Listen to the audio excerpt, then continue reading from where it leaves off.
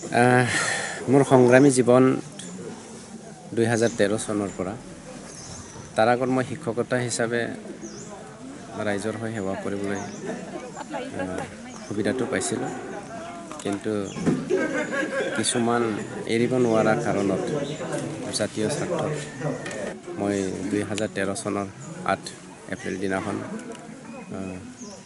সংগঠনৰ এজন সদস্য হিচাপে ভাগ লৈছিলোঁ।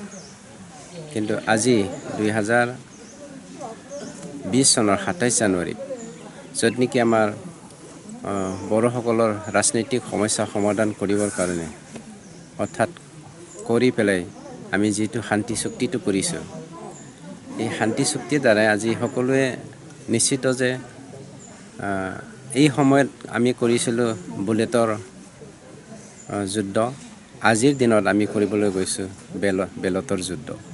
গতিকে বেলতৰ যুদ্ধৰ দ্বাৰাই আমি ৰাজনীতিক সমস্যা সমাধান কৰাৰ লগতে আমাৰ যিমানখিনি বিটিআৰবাসী সকলো জাতি জনগোষ্ঠীৰ অৰ্থে আমি উন্নয়নৰ স্বাৰ্থত, বিকাশৰ স্বাৰ্থত, প্ৰগতিৰ স্বাৰ্থত আৰু শান্তিৰ স্বাৰ্থত আমি আগবাঢ়ি আহিব বিচাৰিছোঁ।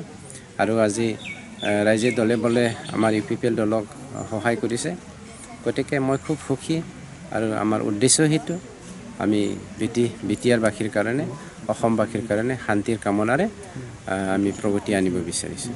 আহি থকা 12 তাৰিখত আপুনি কি আশা কৰে ছাৰ?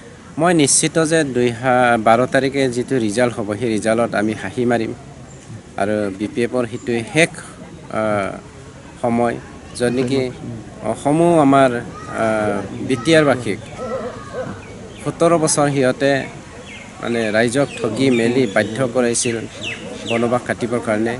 এইবাৰ বনবাসৰ পৰা আহিছে আমাৰ বিটিআৰবাসী। গতিকে মেঘৰ পৰা ওলোৱা চান মানে সূৰ্যৰ পোহৰটো কেনেকুৱা, পাৱাৰটো কেনেকুৱা, সেইটো BPFে উপলব্ধি কৰিছে আৰু আজিৰ দিনত তেওঁলোকে চাৰেণ্ডাৰো কৰি লৈছে। ছাৰ আপোনাৰ সমষ্টিক কেনেকৈ আশা কৰে আপুনি? মইতো 27,000 তকৈ বেছি ভোট পাম আৰু মাৰ্জিন হিচাপে আমি যদি দিওঁ 10,000 পৰা 12,000 ভোট আমি পাই পেলাই স্পেচিয়েলি UPPL পাৰ্টি জয়যুক্ত হ'ব 14 চিৰান্দৰ কনষ্টিটুৱেঞ্চি। যোৱাকালি কোকৰাঝাৰত UPPLৰ সভাপতিক আক্ৰমণ কৰিলে কোনোবা দুষ্কৃতিকাৰীয়ে। এইটো দুৰ্ভাগ্যজনক। যি ব্যক্তিয়ে কৰিছে সেই ব্যক্তি শাস্তি পাব লাগে। মই এজন বিটিআৰবাসী হৈ পেলাই, মই UPPL দলৰ সদস্য হৈ পেলাই ক'ব বিচৰা নাই। এজন ব্যক্তি হিচাপে বিটিআৰৰ নাগৰিক হিচাপে ভাৰতৰ মই প্ৰশাসনক অনুৰোধ কৰিছোঁ অতি সোনকালে এই ব্যক্তিসকলক ধৰিব লাগে আৰু আইনে কঠোৰতম মানে যিমান পাৰে তেওঁলোকক শাস্তি দিব লাগে, সেইটো মই প্ৰশাসনক মানে অনুৰোধ কৰিছোঁ।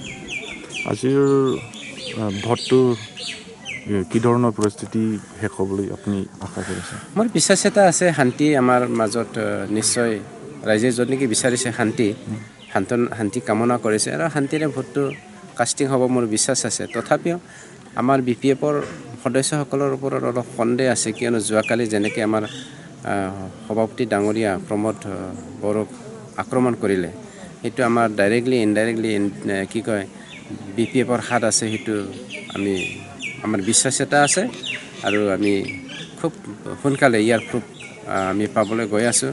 আপোনালোকে কেইদিনমান বাট চালে হৈ গ'ল। ছাৰ আপুনি ভোট দিলে, কেনেকৈ পালে আপুনি ভোট দিয়াৰ পিছত? 8 বছৰৰ পাছত মই ভোট দিছোঁ, খুব ভাল লাগিছে। মানে এই ভোটৰ মানে আঙুলিৰ ক'লা দাগৰ চিনেৰে মই সেইটোৱে ক'ব বিচাৰিছোঁ, আমাৰ মাজত এতিয়া শান্তি প্ৰতিষ্ঠা হৈছে আৰু শান্তিৰে আমি আগবাঢ়ি যাব বিচাৰিছোঁ। লগত ফেমিলি লৈ আহিছে ছাৰ? হয়, চিয়'ৰ, কিয়নো ফেমিলি হ'ল জীৱনৰ সংগী। গতিকে ক্ষেত্ৰতে তেওঁলোকে আমাৰ লগত থাকিব আৰু আগবাঢ়ি যাব।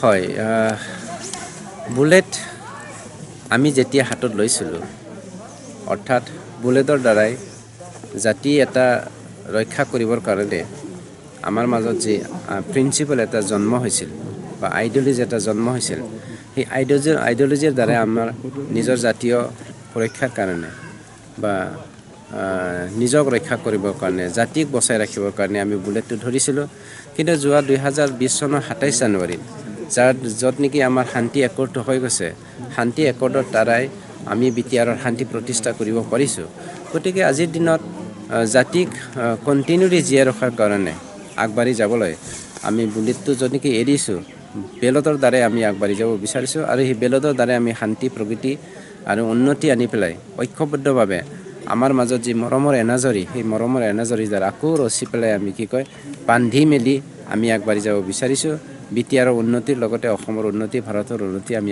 আনিব বিচাৰিছোঁ